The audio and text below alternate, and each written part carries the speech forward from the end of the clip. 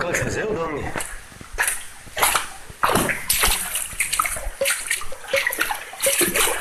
tìm được không kiểu mày à thì hàng ai đúng bằng rất anh ya sang khóc mày à nên nó bằng tôn hiền lưng không chắc khúc mày mà chỗ này thì là gì chiếu thầu ông của vợ đi thu tắc mày anh sẽ biết à mà chỗ này chiếu thầu ông gì đâu mày à thầy em lại dùng gì đúng bằng sang cặp cả để thế này ta tổ bà con nụ lũ thật vũ mày khủ thì cái tao nghe cần cho nó vào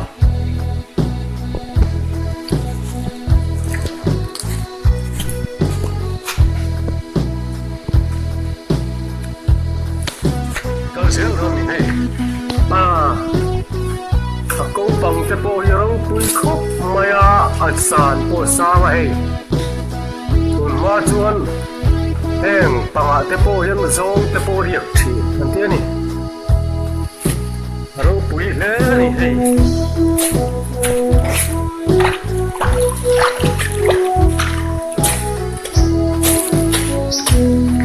cái lần dễ là cái này thì gì mà đâu anh chỉ là bắt chuan em mày anh ya đúng là trong này mà lúc đang ngắm cà phê mày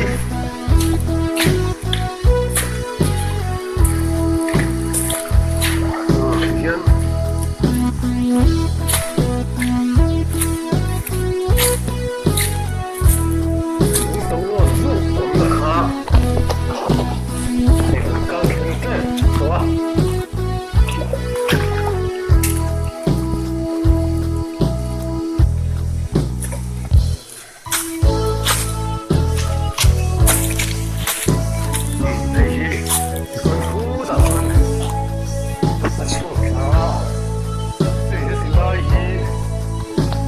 lẽ là mà trong như nó còn ngay từ nhà bia từ làm bằng ở trong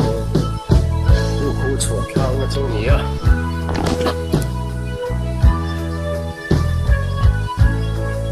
เฮ้ยตุนมาเพยชวนเฮ้ยติลาฮิปุกโชฟิกอันนี้ปุกจ้างตั้งไหมฮิติลาชักเขียนฮิติลาฮิปุกจ้างตั้งอันนี้บอกว่ามาแต่ชวนรำหน่วยมีแต่โปข้าอันเรียกมีแต่อันสวยนี่รำบ่อยลายแต่โปข้าไอ้ปุรินมันอันฟังเวลนี่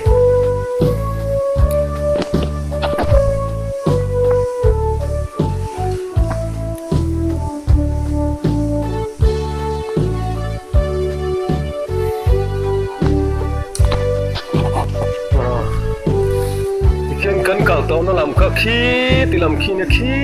ตาเข็นขี้ตาสังเดวะรู้ลำขี้เรียงตีเล็บเบียตีนกัลโปนั่นเลยอันนี้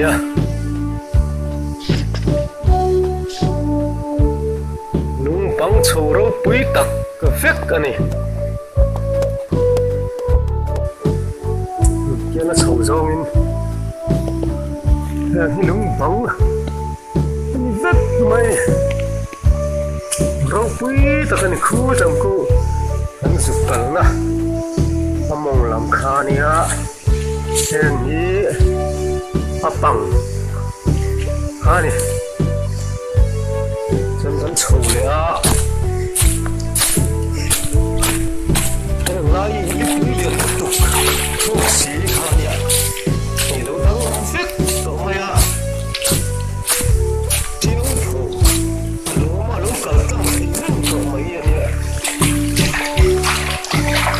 hiện nay thì phim khúc mẹ lùng phép đồ quý ta cái này là một lâu tấm tật để bỏ nó mấy thế à thì khi riêng đây là biệt tế cần bố nè cũng khít lấy anh ấy sang khóc mày ạ nhân tận suốt chủ lại đón này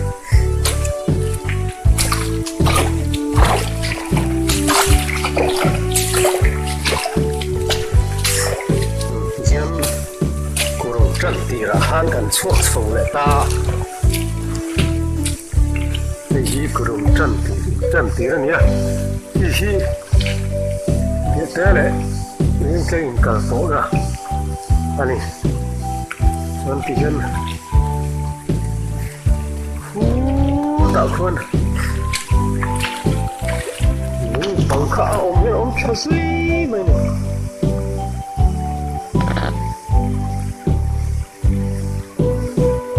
tôi không có tổ có lũ phí thân tình thôi nha